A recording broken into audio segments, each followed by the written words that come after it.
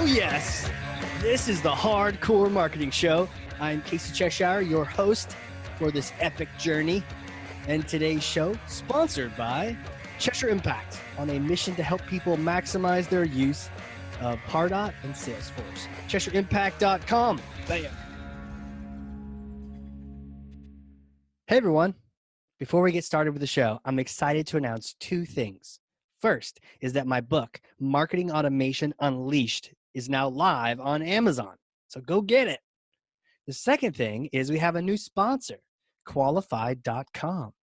I'm going to tell you about them in the next couple seconds here, and also how you can get a free copy of my book thanks to them. So who are these people? Well, Qualified is the #1 live chat and chatbot platform for Salesforce and Pardot. Sales reps can have real-time, personalized conversations with who? Your hottest website visitors. So I want you to know, I don't just partner with anyone. I genuinely love these guys. And the platform, we use it at my company. Our sales team loves it. We've closed a lot of deals based on it, had a lot of great conversations with prospects too. So, a lot of marketing these days is what? Hurry up and wait, right? Fill out this form. And then if we pass you over to sales, maybe you'll swap 6 emails with them to find a good time to talk. But what if a prospect is doing research right now and they would chat now? Why not give them the opportunity? So the best part is your company actually decides what leads are worth a live chat. There's a lot of noise out there. You don't want to talk to everyone. So Qualified actually connects to Salesforce and Pardot, and it's able to pull in lead and contact information so you can specifically know if you're talking to a VIP, a VP, a decision maker. It's really kind of like magic. Now, if you don't know who someone is, well, what happens then, Casey? Well, that's when the bots come in handy. Chat bots can then ask questions to further qualify a lead, find out if maybe this is someone you do want to talk to. And they can book meetings while your sales team is out. And they can wake up the next morning with a bunch of meetings on their calendar. Now, here's the promo. If you are a company that wants to give your sales team this ability, right, to be able to talk to decision makers right when they're on your website, do this. Go to qualified.com and start a chat, right? They use their own tool, of course. Start a chat. Tell them that Casey sent you. If you have Salesforce Pardot, when you schedule and then do a demo, they will send you a free copy of my book, Marketing Automation Unleashed. Not bad, right? Well, it's only while supplies last. So hop on this thing today. And that's it for sponsors. Let's get to the show. There it is. We're live. All right. So imagine how technology works. We get to just hit a button and then our conversations are recorded for all of time. So I am excited to introduce our guest today. More than 20 years, decades worth of experience in marketing, and across the whole spectrum too. I think sometimes, we chat on here with specialists. Sometimes we talk with people who have done certain things for years, professors, that kind of thing. But to talk to someone so experienced across the whole board, the marketing side, the brand side, creative, strategy, copywriting, consulting, even sales, right? So all those different aspects, to be able to chat with him is going to be awesome. Currently a fractional CMO, which we should talk about, to startups and SMBs. Chris Austin, welcome to the show. Thanks for having me, Casey. Yeah, man. Thanks for being here. This is going to be exciting. It's going to be fun. I'm stoked to learn things from you right now and just get things going here. I mean, it's a little morning. I got my coffee. I'm ready to rock this thing. So it's our marketing leadership series. And I want to pass you something real quick to start the show the way we start every show. All right. It's heavy. All right. You got it? Here you go. You got it? All right. That's Thor's hammer. All right. Take Thor's hammer for me and smash some kind of marketing myth, bogus strategy, misconception, and just set the record straight once and for all. Definitely have a few of those for you, and a few that I've worked a long time to break. And I think the first one, and I think it's important to know, I do a lot of content marketing. I do a lot of brand strategy, and those are my kind of 2 areas of focus. Although, as you said, I tend to do a lot of different things and have over my career. But the first one, the big one, is content is king. And there's this notion that if you build it, they will come, or if you write it or produce it or record it, they will come. And time again, I've seen great content that stands alone, that no one finds. And I think what people miss out on a lot is a distribution plan. And how are we going to get this content out there? And that's more than dropping a few $100 on a sponsored post or something. There's no way to push it out there without a true plan. And that means all the marketing principles come into play in audience and channel and timing and everything else that you would typically do on a campaign. For some reason, people don't just don't do it on great content that's going online. So that's certainly the Yeah. first one. Well, let's break that up. Let's smash it into many little pebbles and pieces.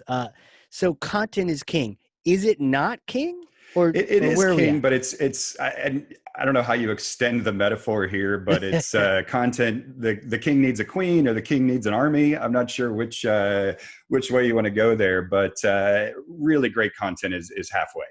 And Got it. until you just you have the distribution side of it, it's not going to be effective. Right. I guess as you described it, that makes sense, right? I think sometimes when we say content is king, I know I've probably felt this a couple times. You think because it's king, that means, like, to your point, if you build it, they will come. Well, it's the king, so I just make it and it works, right? And it's like, no, it's not. But I'm thinking about chess. Maybe content is kind of like the king, right? Yeah. There it is, but it's not the queen. It can't move all over the board like this magical device. No, it just you move little pieces here and there, but the whole army, to your point, You need all needs the to be. pieces. Yeah, you need all the pieces. I like that. See, Totally. that takes the analogy and runs with it. I like it. Yeah, that's it. We'll make the whole thing all about chess. No. So so distribution plan. That sounds professional. It sounds like the right thing to do. What is that? How do you do So that? I'll borrow a term from a colleague and friend of mine, Anne-Marie Tapke, who talks about an ecosphere and building out an ecosphere around a piece of content. And usually in my world, that means multiple pieces of content. And there's usually a tent pole or a feature or focus piece, a centerpiece. Maybe it's a video, maybe it's a course, whatever it happens to be. But then there's got to be a lot of other pieces of content that go around it. And ideally, you're looking for someone to find you through the centerpiece or one of the tentacle pieces and come through into the world and kind of have different experiences, learn different things, engage in different ways. And obviously different pieces of content are in there. And that means, so it's a video, you're going to have other videos and other snippets, and it's going to be cut for different pieces of social. Yeah. You're going to have a PR umbrella around that. You might have a paid plan that picks up when organic drops off. You might have influencers and press and other folks that are timed to share that. You might have other content creators involved in creating and sharing. There's a lot that kind of builds that ecosphere, and it's a lot of work and a lot of thinking. But Yeah. that's how a piece truly kind of grows and gets shares and everything you're looking for. But more importantly, how you're engaging the audience. And I'm looking for three things in a campaign like that, in a kind of content marketing campaign. I'm looking for it to engage, certainly, and that's more than just I click like on it or even that I share it. I'm looking for engagement to build a community and bring people into a community, whatever that may be. It needs to educate, and that can be a lot of different ways. It can be in politics, it's educating around building an opinion out, or it's building a skill set, or whatever it happened to be. And then the third one in there is entertain. If you can engage, entertain, and educate, you've got a fantastic piece of content. And then if you've got the distribution around it or the ecosphere around it, you're really doing something then. This is a great framework, and I want to go through each one of those with you. As you're describing I love the analogy. We're going to get some analogies today. I feel like we got the right coffee today. I'll do my share of sports analogies along the way too. We got to get chess some of is those a sport, in too. maybe, I don't know. Yeah, no. I grabbed heard the tent pole one. I was like, oh yeah, a tent, and you have the pole that holds it up. But you're describing, surrounding content with content and video and PR and influencers and press. And I was just thinking work. And you even said it. Hey, this takes a lot of work and thinking. But I wonder if people either aren't doing this because it's work, or just, and it reminds me of even the book authors I talked to. David Meerman Scott has said this, and it was right. You write a book, like a fraction of the time is doing the book. The rest of the time, you're just marketing your butt off to Yeah. get people to actually read it. Well, think about a TV spot. And this is old days of advertising, but Yeah. you spend 6, 7 figures on a TV spot. Did anybody just put that on their website ever? No, there was a $10 million TV buy that went around it, and it dropped across, a full media plan. And Yeah. there's a video, even if I record a video in my living room around the brand, still need a distribution plan. Still need a distribution plan. Got it. Let's get into like the actual planning in a second. I'd love to go through that list. You mentioned the 3 things you're looking for. And is that just in any campaign, or especially in a content campaign? I mean, I use it for content campaign. It's harder to do with certainly traditional outbound advertising, Yeah. unless you're really good and you've got a great brand that you're working with.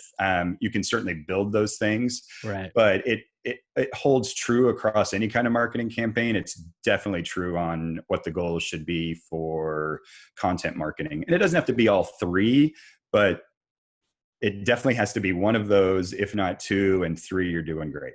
Yeah. I get the sense that you could nail it with 1, but it still might not be it. But you're right, 2 or 3 of those, but you get the magic 3. So let's go through it. So engage. It's interesting. You said like engagement, because I think we use it a lot in marketing. Yeah. It's like, I'm not looking for the like here, people. I'm not looking for the little heart icon to be clicked on the tweet, and that's the engagement and the end of the story, or the double tap on Instagram. I'm looking for more, bringing them into the community is what you said. Can you talk a little more about that? Yeah, sure. And how many reports, monthly analytics and reports, we're given insights as an agency to a client. And I spent 20 years at agencies and have certainly done more than my share of these reports and overseen them. And the biggest mistake agencies make, and particularly the younger staff members, is that engagement column. The measurement for them is typically likes, shares, views.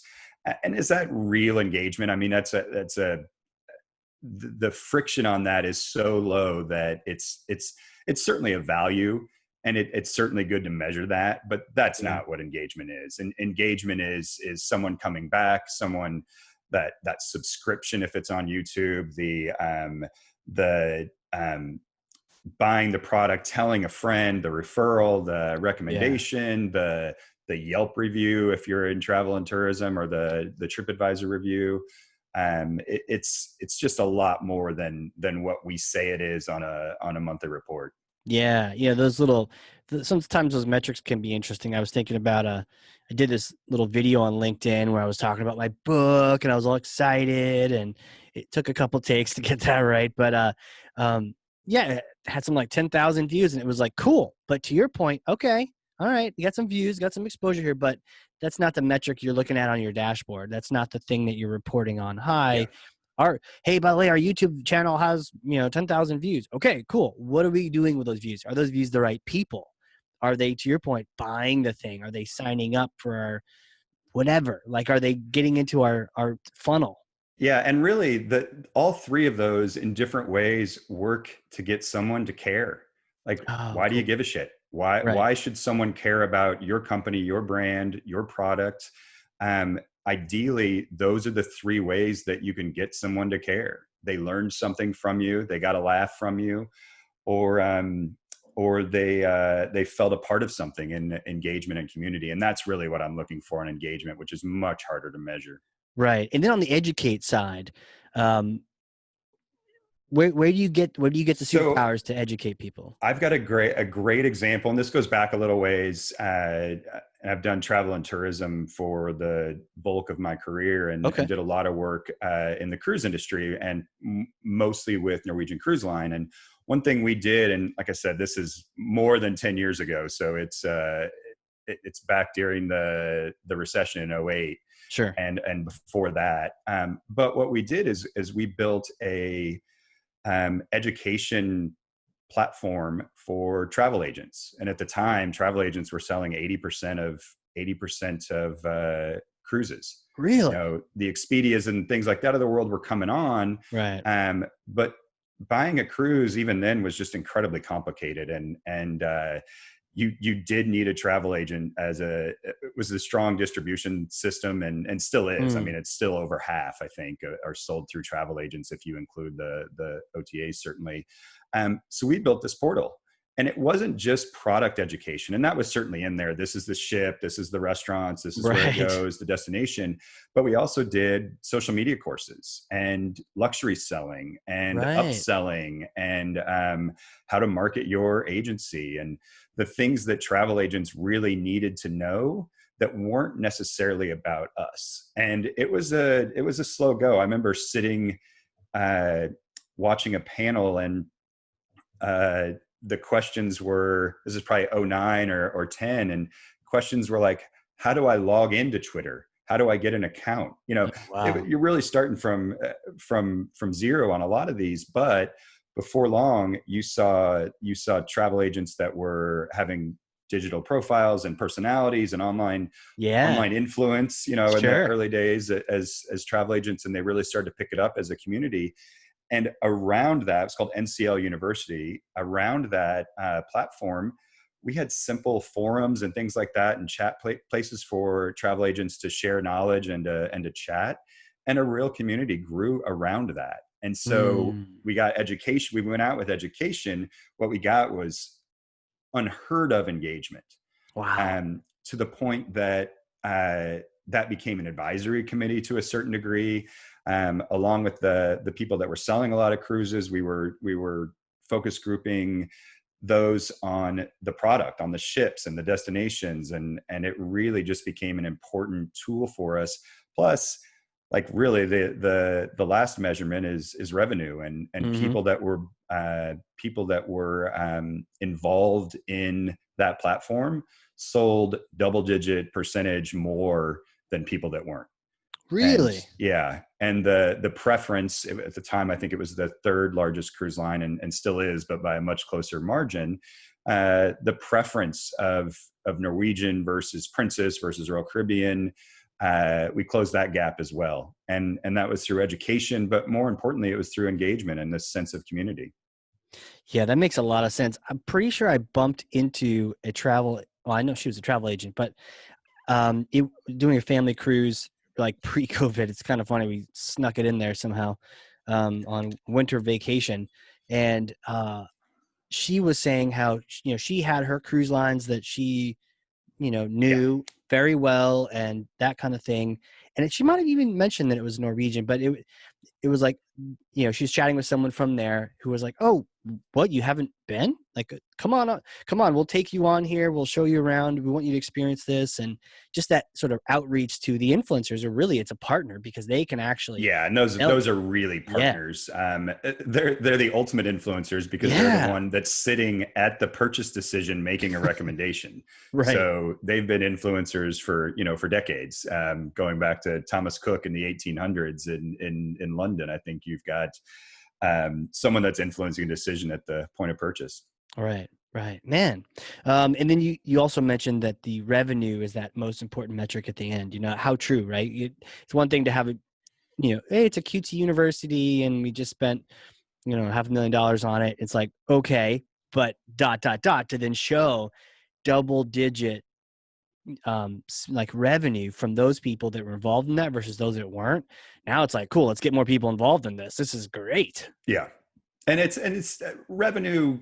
99% has to be the the Sure. measurement. I think Yeah. there's times where you're looking to step up to that, and it might be build traffic or build SEO or whatever it happens to Yeah. be. And there's some other things you can do where revenue is not the end goal, but really that's how I'm going to be measured as a fractional CMO. That's how any agency certainly is going to be measured, and certainly internal marketing and marketing leadership on the corporate side is going to be measured. Awesome. At least it should be. Yeah. Well, no, for sure. And if you don't, things get wanky and Yeah. weird after that. Tell me about the entertain side, that last part. How you've educated, you've engaged people, but like, how do you make it enjoyable? I've done a lot of work with the Holderness family, and I don't know if you're familiar with them, but it goes back to maybe 2013, 24. I forget the actual date, but they did something called Christmas Jammies, and Penn and Kim Holderness were both in the news business and news anchors, and Penn was a sports anchor, and um, they decided to leave that world with a young family, and did so with a video called Christmas Jammies. And if you type that into YouTube, you will see it, and you'll see the millions of views and everything else. What they've done since is really build an amazing following, and even today they're doing these incredibly entertaining quarantine videos, right? Or not quarantine, but stay-at-home videos, whatever the world is happening. Pandemic, I guess, videos would be the right label. But and Penn has a formula, or they have a formula that I've written about and taken to heart on the entertaining side. And I always mess this up, so I'm gonna just look this real quick to make sure Yeah. I get the letters right. But it's the formula is called SMASH, Okay. and it kind of brings in everything that you need to entertain Yeah. and likely engage. And SMASH is speed. So I need something's happening in the world. I need to react quickly. Yeah. So with the pandemic, you're reacting quickly with a lot of great content Right. around what's happening in the world now. So it Right. seems real. It seems real time. It seems in the moment. If you don't have that speed to react, pandemic videos hopefully aren't going to be interesting or entertaining in September, right? Yeah.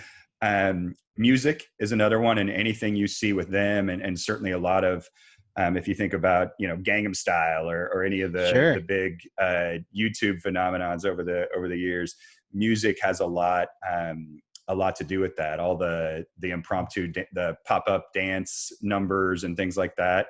And you see that certainly with the Holderness family and their music. Asymmetry. We did a project with Velcro companies to do trademark protection. People were saying Velcro, the product name, like people say Kleenex and Xerox and Rollerblade and all Right. those. And it's a huge issue. Their biggest asset is that trademark. And if people are saying, are calling Velcro that's made by 3M instead of, and this is a tough one, hook and loop fastener, it's a major legal issue, which Mm. ultimately impacts revenue. And what we did is a 1980s style We Are the World video with trademark lawyers singing about respecting the trademark. So the job Really? there was getting someone to care about the trademark of a $500 million company for a ubiquitous product that the ship had already sailed on. Everything Velcro was or everything hook and loop was Velcro. So it was an incredibly important project for us, but that asymmetry of putting singing lawyers on a set and making it almost seem like a fundraiser or Mhm. something, Yeah, that that's where it the makes humor no comes sense. in. Yeah, I Yeah. love it. And that's where the humor comes in. And if you look for the hashtag don't say Velcro, you'll see a series of great videos around that. And that's one of those we definitely built an ecosphere around, and had air cover for PR, and got 1.2 billion views worldwide. Truly one of the most successful trademark protection campaigns ever. And that's going up against Xerox and Rollerblade and some of these other fantastic campaigns over the years. And you could easily just try to do the same thing in a negative sense, just sue someone really big, and then it's a news story. Velcro's a total jerk, and they're suing people, and protect it that way. Yeah. But now you've just created a negative, hit on your brand. Whereas in this case, we're like, look, they're lawyers. We could sue you, but like, let's approach it. I was watching a little clip right here as you're talking. Like, it's on mute, but I see like gospel singing lawyers Yeah. and stacks of paper, and they're just being ridiculous, and they're not being too serious about themselves. Yeah. And then the last two, spontaneity. And I think that's kind of an obvious one and it goes with speed to a certain thing, but it's also looking for that moment. And Penn, who wrote and directed the Velcro company work, it's finding that moment in there, in the scene, in the shot, or behind the scenes, and picking that up and using it, and looking for that spontaneous moment that's a bit of a surprise and delight, and including that. And then the last one, H in Smash, can go two ways: humor, which is an obvious for entertaining and engaging, but also honesty, and those typically can be one and the same, right? They can be speaking the truth. Is a lot of stand-up comedians have made a lifetime career out of saying the truth. So honesty and humor on the Smash. They say the truth will set you free, but sometimes it gets you in trouble. Yes, so yes, and that's why they're I'm comedians. certainly guilty of that. That's a cool. I like that, and examples like the Holderness family, or the Velcro, just giving us examples of ways we can smash things. Whether it's with Thor's hammer or with a campaign. With music. Yeah, absolutely. I'll have to definitely check out that Velcro thing with the music on and see what kind of tunes they've got. It's fun. Yeah, it looks it. How does tech fit into this whole picture for you? How do you do that and then keep your soul?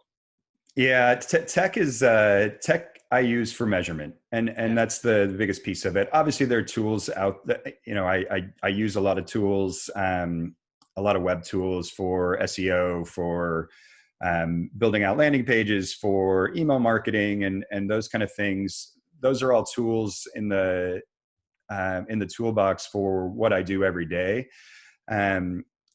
But really, where tech is the most powerful for me is measuring things, and that's as simple as Google Analytics up into some of the business intelligence dashboards and campaign dashboards that either you're making custom or you're subscribed to. Right. I like that approach because it's very balanced, and you're not saying like, I just need to buy this tech and my customers will be fine. Norwegian, you just need to buy this community platform, you'll be fine. There's so much more strategy above all of that. You got to start there and then roll it out, kind of thing. Yeah, and I've coming from agencies, I always had an expert in each one of each level of the tech stack. And it's interesting. I left agency world because I felt like I was doing a lot more running an agency and selling then damage repair and playing firemen and those kind of things. I wasn't doing as much marketing as I wanted to do, and that's what I love to do, and that's what I'm good at. And I really wanted to get back to doing marketing. And it's funny, I'm finding myself in a lot deeper in the tech stack than I ever was when there was a whole group of people around the table that all had specialties in each one of those. I think it's become a little more fun, ubiquitous, like a little easier to use, so that you're able to spread that out, especially for the SMBs. You're able to get people using it. You don't need a whole team to run a Pardot or anything like that. Yeah. I wanted to go back just for a second because you mentioned this, and I realized I got distracted by entertainment. It's fun. You mentioned the distribution planning. Big words, lots of letters. Probably get a good score in Scrabble. Sure. How do you have like an easy way of approaching that? What does that mean to you to plan the distribution of content? I've got an interesting system for creating content. And it starts with talking to audiences, and it ends with, I would say, repurposing. But the big one, produce content is number 5 in there. And it's audience ID, content ideation, keyword and competitive research. So you need to know what other content's out there in the world. Interviewing internal experts. Like I want to know what they have to say and what they can kind of shape the content as, particularly in B2B world and SMB world. Then you're producing content, and then you get to that share and amplify. Measurements after that, and then repurpose. So along the way there, you're building out a you're ideally building out an ecosphere, just like you would a marketing plan for a full brand or an annual marketing plan. Got it. You're building out a distribution plan, marketing. It's really a marketing plan for a campaign, right?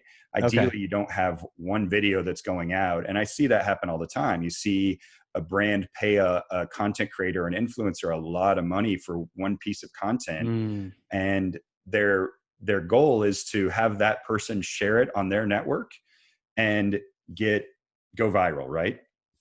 And that's just not enough. And maybe there's a boosted post in there or something. And so the planning is really, it starts with the audience, and it's whiteboarding.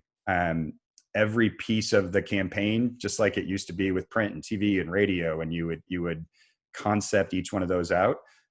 That's all it is. It's just picking up what we used to do with a traditional media mix, and we're doing it with the tools that are available on digital. And right. that's obviously what the content is, but where it gets shared, what channels. And it's not like TikTok's cool, let's put it there.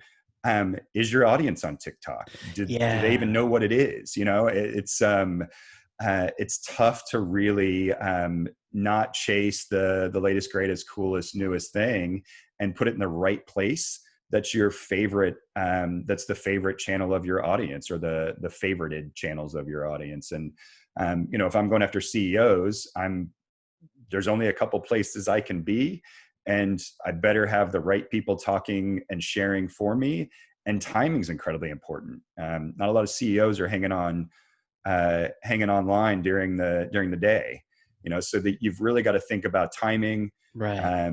The people who can help you get your message out, and anymore, that's influencers and content creators, and certainly the media, the channels and platforms. So am I doing Facebook, YouTube, LinkedIn, Twitter, TikTok, whatever it happens to be? The newspaper, in addition, you know, one of the things that we did with Velcro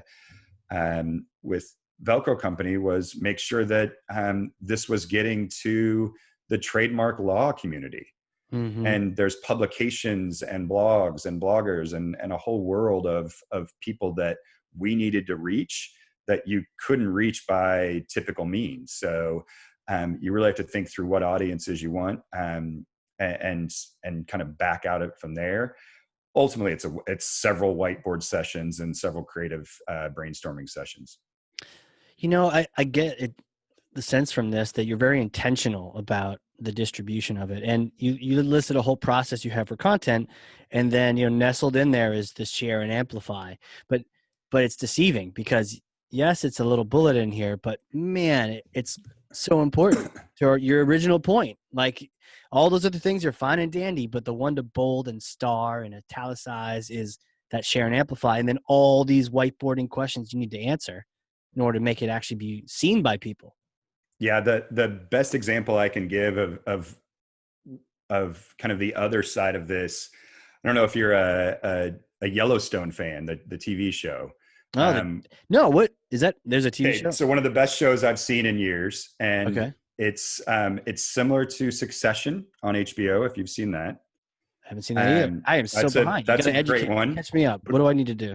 Well, Succession's on HBO, so you can definitely find that one. Okay. Yellowstone's on the Paramount Network.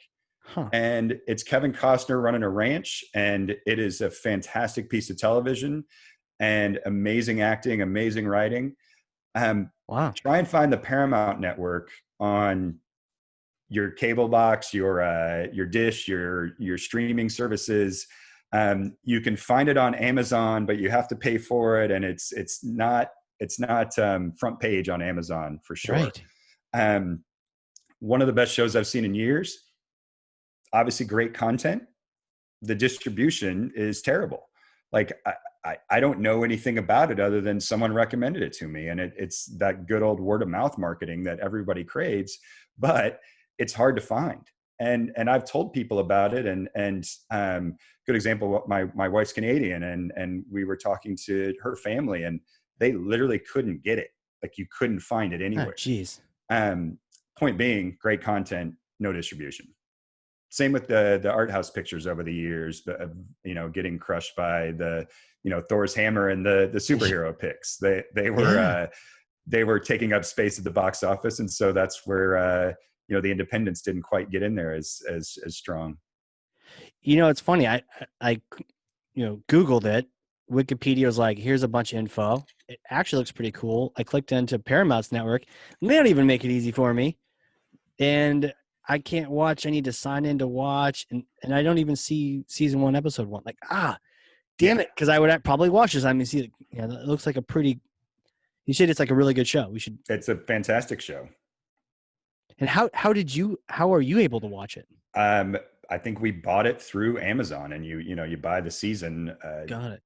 But for purchase on one streaming platform is not the easiest way to get a hold of something. No, it's not. You have to be intentionally looking for it, and most businesses don't survive if their audience is having to search for things. Scarcity aside, that's right. That's not the way to do it.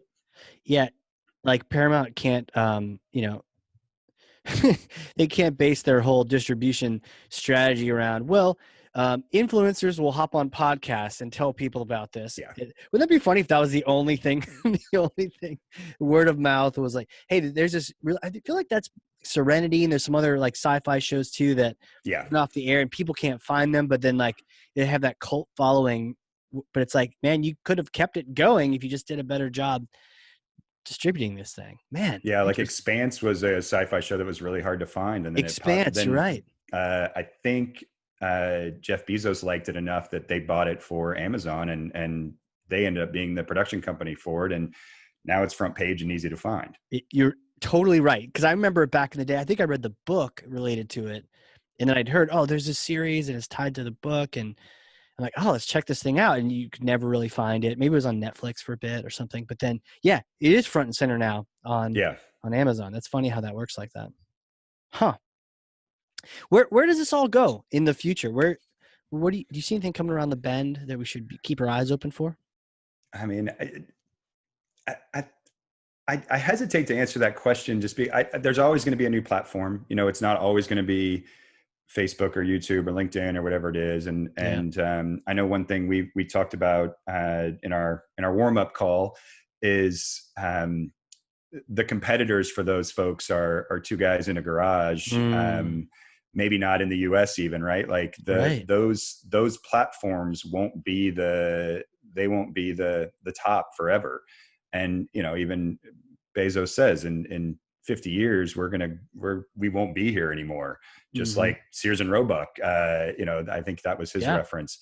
But to me, the fundamentals never change. You heard me draw back on how we ran media campaigns when it was TV, radio, and print and outdoor, and then how we do that in a digital landscape. It's the same fundamentals. So I don't care if we're doing VR or AI or whatever it is.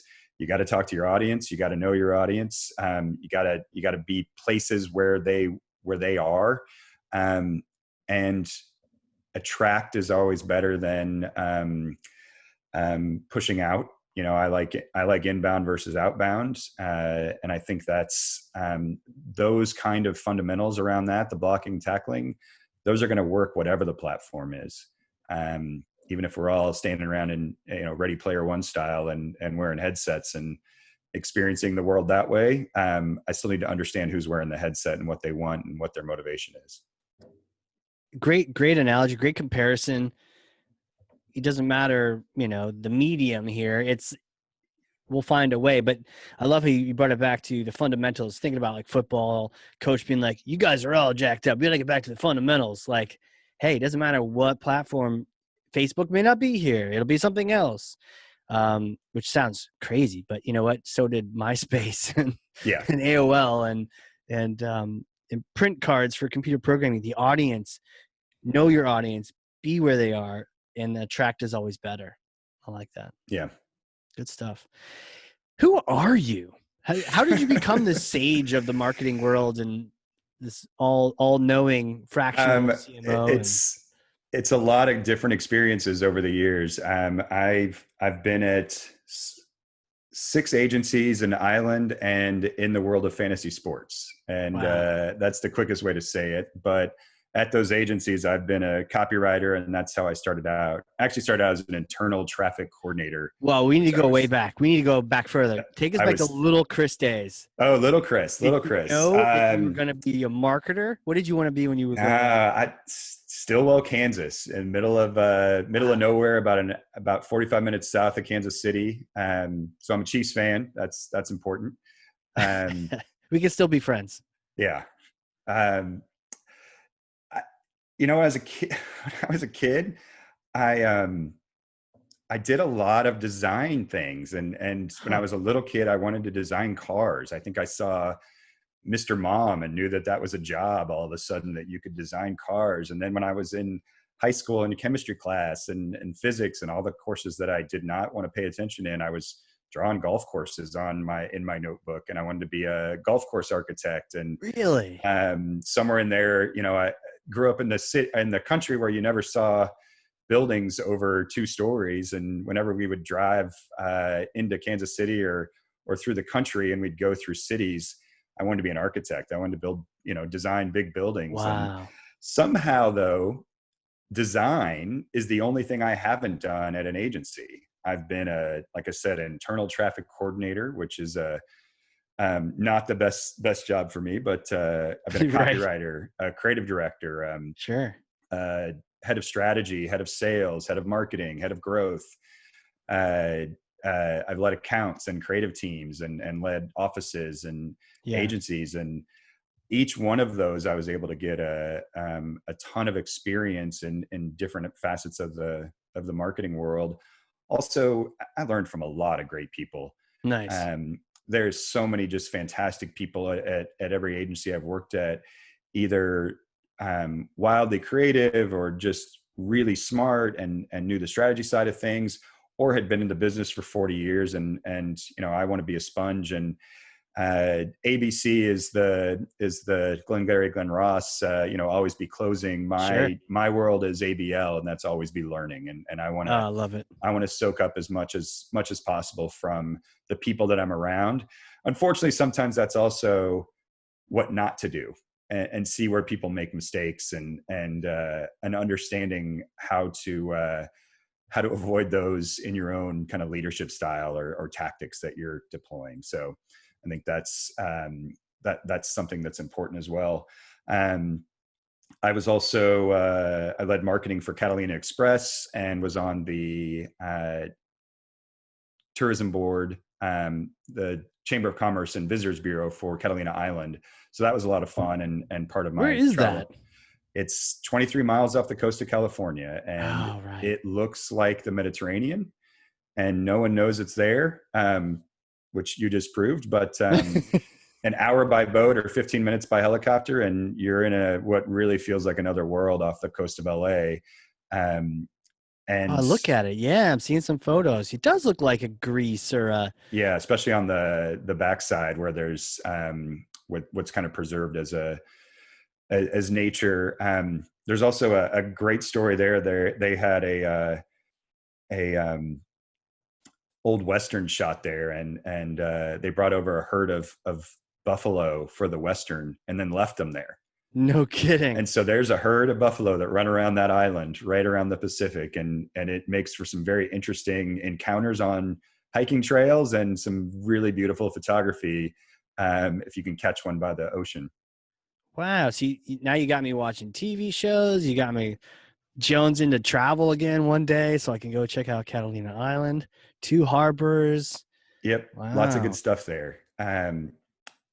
Were you on the island when you were working for the A chamber? Or? lot, yeah. I worked for the ferry company that took people over there, That and sounds a like a tough million job. It people. sounds like a Yeah, really tough. sacrifice you made for humanity. I love Yep. it. That's great. No, it's the Wrigley family owns most of it, and Huh. the Cubs used to do spring training there, of all things. Oh, So geez. it's pretty cool spot. Then I also, completely different. I did startup and did fantasy sports, so fantasy football, baseball, fantasy shows around some of the fantasy programs around some of the reality shows that were around, like The Bachelor. Yeah. And that was a really interesting world to be in, and got to meet or interact with a lot of NFL and NBA players, which was fantastic for me as a huge football Tell me fan and about it. sports fan Yeah. to, to meet Christian Okoye and Marshall Falk and interact with, Brandon Roy and some of these just fantastic NBA or NFL players. Now, how tall are you? And how tall are you Six compared to three. them? Okay. So you're almost up there with them, or were you guys looking at each other eye to No, eye? No, no, they're still taller? a lot of them are. Some of them are surprisingly small. No kidding. Like Like Tony running Dorsett. backs and Tony Dorsett, other than you can see the muscles under the shirt, not a huge guy. Marshall Falk, not a huge guy. Brandon Jacobs, I felt like a little kid shaking his hand. Like some of these guys are enormous, and some of them are just, they have a lot more talent than size. Yeah, interesting, right? Yeah, the different in different roles need different size people too, Yeah. which is, I think a lot of us just assume that they're always gigantic. But you're right. I mean, if you're a fast running guy, you don't need to be anything other than Yeah. fast, whatever that is. Yeah. Huh. Wow. These are some fun jobs. We got some fun jobs here in marketing here that you've Yeah. And had a then chance to agency experience. world has been great too. And I left it, but I learned a ton. I was in agencies in Kansas City. I was in agencies in LA. And then in Raleigh, North Carolina, where I am now, and Wow. had great experiences at all of them and learned a lot at all of them. Yeah, you didn't mention it. Did you study marketing when you were in school, or No, what did I you? was, I did a little bit, but I was English, which Oh, is okay. I think when you don't know what you want to do, you do that one. And I came out and my first job was, you knew you had to do this role. And it was kind of a project management role. You had to do it for a year. And at the end of a year, you could kind of pick what you wanted to do. And if that job was open and you were good enough at it and you got to try it. And I really had a hard time choosing between broadcast producer and writer. And Huh. ultimately I chose writer, and that put me on a really good track. I feel like that the basis in writing and the foundation in writing plays such a huge role with marketing. It does. And it's overused a lot, but storytelling, and that's what we do Yeah. a ton now is tell stories and try and make stories compelling, and get them heard. And it's incredibly valuable. Also writing strategy, certainly writing copy, but writing strategy and pitching and all the things that you do in an agency or internal marketing department, selling ideas, all that is based in writing one way or another. Yeah, based in writing. And you're right when you mentioned the storytelling, that somehow it turned into a thing in marketing, but It's like the word brand. It got away from us, got away from the entire industry, I think. brand, ABM, storytelling. Yep. There's a lot of those words. But yeah, with storytelling, it's one of those things where I think we could all use some practice. I had a chance to do this thing with EO a couple last year or whatnot, where I did a little TED talk where you had to like refine a story into a 7, 8, 10 minute, whatever it was, presentation. And I worked with a coach where she worked with a group of us where she was talking to us about, you need the ups, you need the downs, you need some sort of challenge, you need the different things to go into this story that you're telling. And my biggest struggle was I was always so positive that I really had a struggle like going negative, but it's like, yeah, but what's the challenge? Where's there's not really a story if you're not fighting something. And so No, it's just interesting. that's the my time in LA, and you pick up this stuff and the hero's journey, and Oh yeah. that's really where that's based. And you can map any good movie and any good story to the hero's journey. And it's a great book. There's a lot in there that you don't need as a marketer, but Wait, there's a book called Hero's Journey? there's a book called Hero's Oh, Journey. sounds like me. and I'll and order this it's puppy. incredibly valuable to tell a story, to understand. It's funny. It lines up. One of the best examples. It lines up so perfectly with Star Wars and the original Really? Star Wars. It's every step in the way. It's funny. I just Googled because I'm like, I got to get me this. Joseph Campbell. So this, Yeah. yeah. So I probably have already heard of this and I just forgot. But see, you're influencing me left and right. I got a new TV show to watch. I got a new vacation place to go to. I got a new book to read, maybe while I'm on vacation. Yep. And Wow. Okay. But yeah, so it lines up though. All the different. Can you line your marketing up to that? Yes. Yeah, you Okay. can. And there's probably, I've never actually done this. There's probably a great graphic to be done, and I might just do this now. If you line up the points in a hero's journey with the funnel, Okay. with the sales funnel.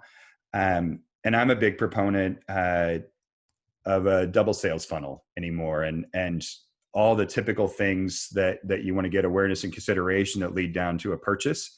But post purchase, again, like content and distribution, you're only halfway there. Mm, With great content, with the sales funnel, you're only halfway there at purchase. Anymore, you need that post purchase satisfaction. You need engagement by that person. Hopefully, they're joining that community that's around whatever their purchase was. Um, you need recommendation now.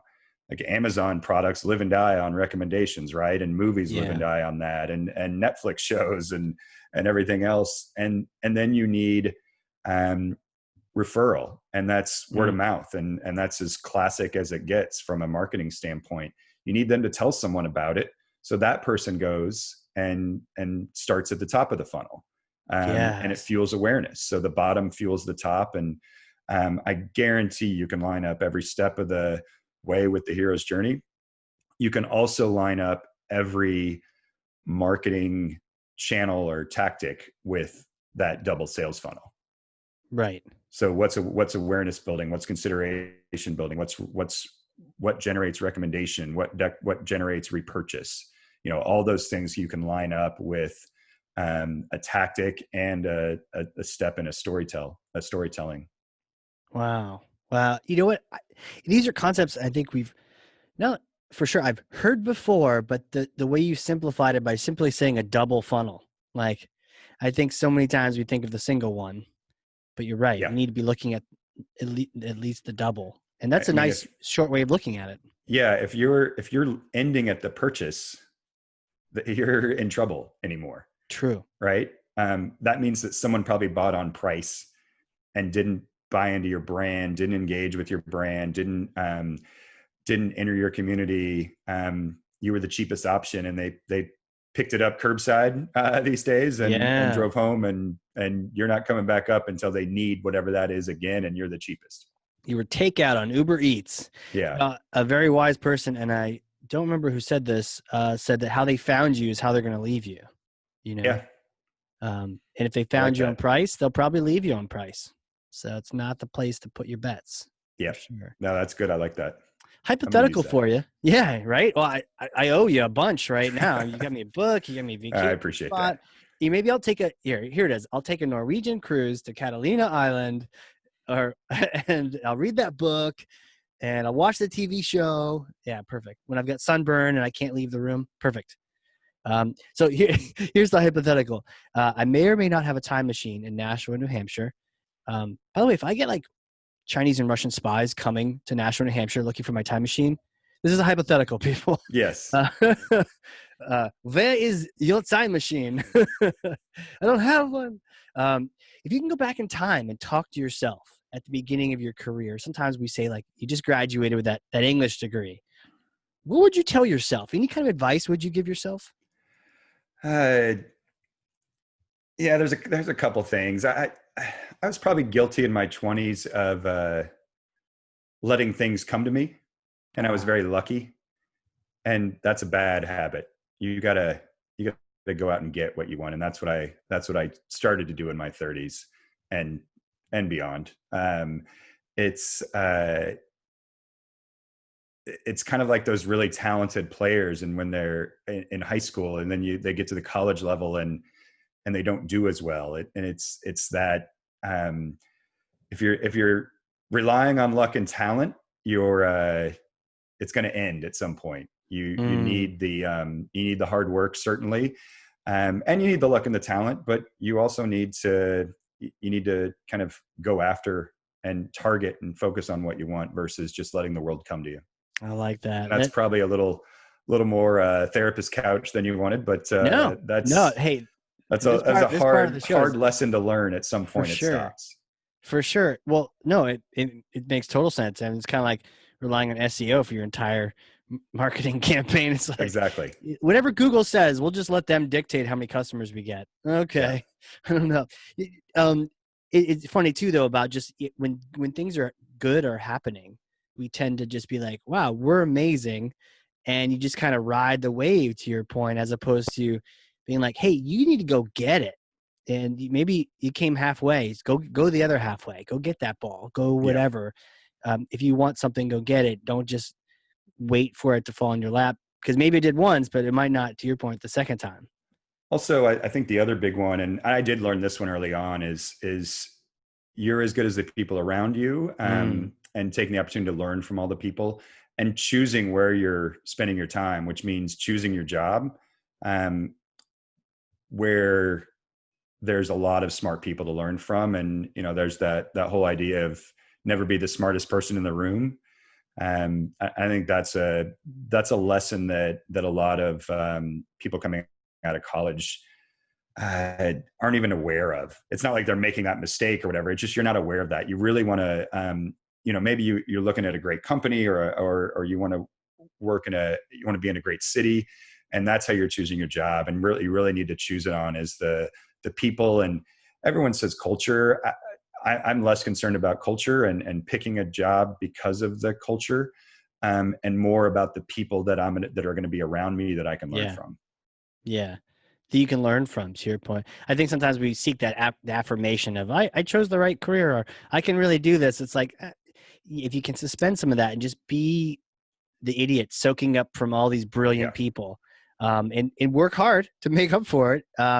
Those smart people around you will appreciate the fact that you don't know anything, and you're transparent about it, and you're learning, and you're Yep. working hard. Like Ask a bunch that's, of questions. yeah, yeah. And people don't usually mind questions. And I guess if they do, then maybe you're at the wrong spot. But either way, like, Yeah. be in a place where you can ask questions and you can learn and sponge from people. How do you do that?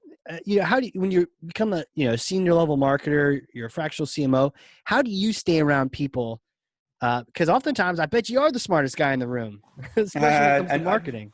I certainly hope not, and that's not the case. And there's Sure. always something to learn from somebody, whether it's on the creative side or the strategy side or any piece, or frankly and this is one gets lost a lot on the human side. Yeah. You can always be a better person, even if you're the best at something else. You can definitely always keep improving yourself.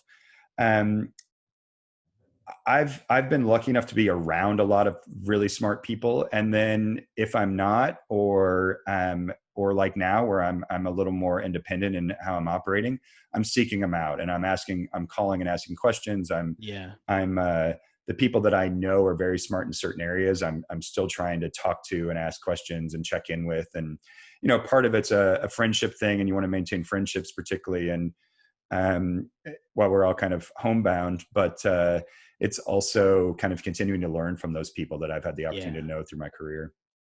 Yeah, it certainly is. If you can make that transition, if you can be all about the learning and not about the kudos, or, like I said, the praise. Yeah, and this is something I've been challenged with. And when I think back to the times when I've been most successful, it's when I'm just like soaking it up, and I'm around smart people, mentors. David Meiselman, he was on Show 100. He was my very first marketing boss, leader, VP, and I call him my Yoda to your earlier Star Yeah, Wars. Like I am the idiot. Like Luke Skywalker is kind of an idiot at the beginning of the show, right? He doesn't know anything, and you kind of and don't he's even know if you very like him, whiny.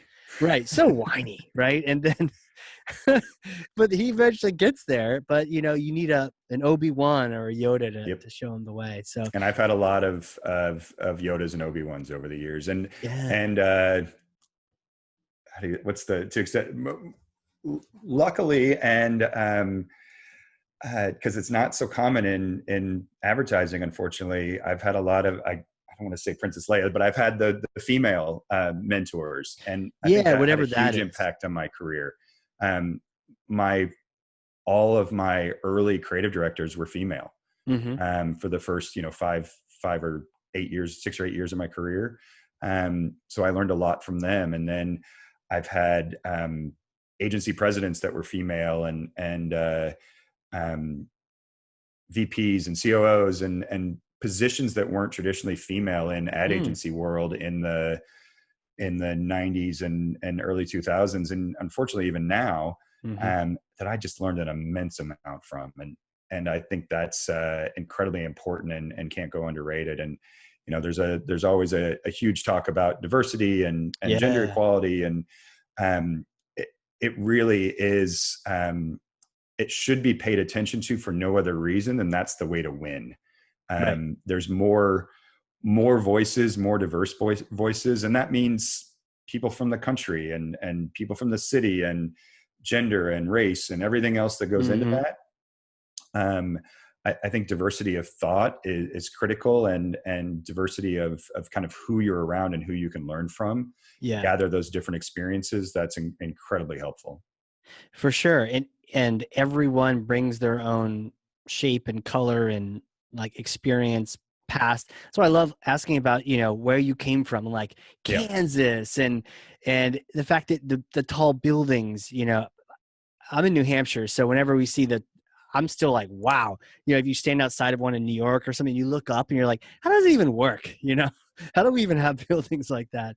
Yeah, but to understand the past, you're right. You bring so much to it, and from a diversity standpoint, I mean, you can learn something from anyone and Yeah. everyone. I think we need like a female Yoda metaphor equivalent, though. Yeah. I There's don't. not that I know. I'm We not need off the to top of my head, create but one. it's an important Yeah, thing yeah. in my kind of career development over the years. I feel like someone should tweet me an example. Casey Chash on Twitter. Tweet, yeah, tweet us both. Like tag us both. What is a great, because we should bring those things up. Because I've worked with someone. Had a great female boss. She was awesome, and yeah, you learn something from everyone. In the marketing world. Cool. Um, huh. This has been fun, man. I've Yeah, really I had a enjoyed this. blast. All sorts of conversations and all sorts of books now that I need to read and movies TV shows I got to check out. Hey, where can people connect with you if they want to reach out? Uh, Professional world is LinkedIn, LinkedIn. Yeah. Yeah. and that's the easiest one. I'm Chris Austin in Raleigh, North Carolina. My company that I do the fractional CMO work is CAMO Marketing, which is Chris Austin Marketing Officer. I was lucky on the Okay. I didn't know acronym if you're there. like a hunting fan. You're like camo. I did grow up. I grew up in Kansas, I so bet you did. there's certainly some hunting that goes in there. A lot of pheasant and quail and things like that. Um, and then like most agencies, it's really hard to get to your website, and the same is true for an independent operator. That's a fractional CMO, but my website launches, I believe, in early June. So Okay. I'll have that. I've been doing the fractional CMO work since last fall, so it's about time that I had some Right. digital presence beyond my LinkedIn profile and the CAMO Marketing profile on LinkedIn. For sure. But in the meantime, I mean, LinkedIn is that golden connection, the spoken hub and spoke type of thing. You just Yep. get someone on there. How is it going? The fractional CMO thing? It seems like a really smart move these days. It is, and I think particularly for certain types of businesses, certainly Yeah. startups, certainly SMBs, the local slash online retail, I think, is another good one that's there, um, and it's for folks that do great in what they do, Yep. whether it's B2B or a retail store or whatever it happens to be. Um, but they just need to get the word out because they've grown so much that they've to continue to scale. Like they've gotten Yeah. from 0 to 80 quickly because they did a great job at whatever they do and they're the best at what they do. They Yep. need to just amplify that to take it from 80 to 100, and that's where I come in. And I'm typically working with or training some lower tier or mid-level marketing people that are internal. I can give the strategy piece and the campaign recommendations, and it's cost effective. I mean, in the end, you're getting CMO insight for a fraction of the cost, and that's Mm-hmm. really um, That's really the value proposition there. And Yeah. I can add a lot more to it. And if you are talking about me coming on as a fractional CMO, there's a lot more to share about that. But ultimately, that's what it is. You get all the insight and execution that you would get from a full marketing staff, but you're getting it from at a part-time cost, and you're also tapping into a network of freelancers and boutique agencies that are very good at what they do, that I've worked with over the 20 plus years of my career. So I get to bring a whole network of people along with me into every room that I go into. I know that saves time too, because half the challenge can be like, okay, I need to go find someone who does social or someone who Yeah. does PPC. Like, who do you trust, or even worse, SEO? Who can you trust? Yeah. Who's legit? Who's a scammer? Upwork is You don't even tough to know. find the right people. And Yeah. But so if you got that team that you've yeah, of consultants or other companies you've worked with that you've built up over time, you guys trust each other, you can skip all that. It probably saves you good 3 months or more just being able to skip yeah. the evaluation process. Yeah, because they're all trusted partners of mine, and I also get to manage them Right. versus whoever the Oh, right. company You manage it. managing them. Right. So Right. Right. that takes a lot out of it, and then eh, there's just a heck of a lot fewer meetings than an agency. Mm. That's one thing I've noticed over the last 6 months is I have about 20 hours a week that I'm used to be in meetings that I get to actually work and do stuff. So, Oh and man. occasionally play golf instead of sitting in a board meeting or something. So, Right. um, the model is time efficient as well for everyone involved, including me. Got it. Sweet. Sweet. I love it. Where's the first place you're going to travel to when you can travel safely? Ooh, we just had to cancel our annual trip to Harbor Island in the Bahamas, and Oh, that is my where's favorite. Harbor Islands? Here's another island I got to learn about. I was just It in the is Bahamas. it is amazing. It is pink sands, not a lot of cars. You go around on a golf cart. There's no hotel, over maybe 30 rooms. We stayed at a wonderful place called the Dunmore. You What? fly into Eleuthera and then take a ferry. I call it a ferry, a large pontoon across the bay over to Harbor Island, and get your golf cart. And it's a fantastic, just a fantastic island. It's tiny. That looks awesome, man. I can tell you've been in travel and tourism. There's a plenty. Any other recommendations while you're at it? And then first place we're going is that trip from canceled in June will probably move to the fall. I think this summer we like to go to Deer Valley in Utah and enjoy the mountains and the fresh air Wow. um, and see friends out there. Deer Valley, Utah. It's good in the summer. It's good for skiing. Can't go wrong either way. Seriously, I love mountains. Anything tall that I can hike up and kick my butt It's a doing beautiful that. That's spot. fantastic. Crazy, man. Well, hey, thanks so much for coming on here. I think this has been like a really fun conversation.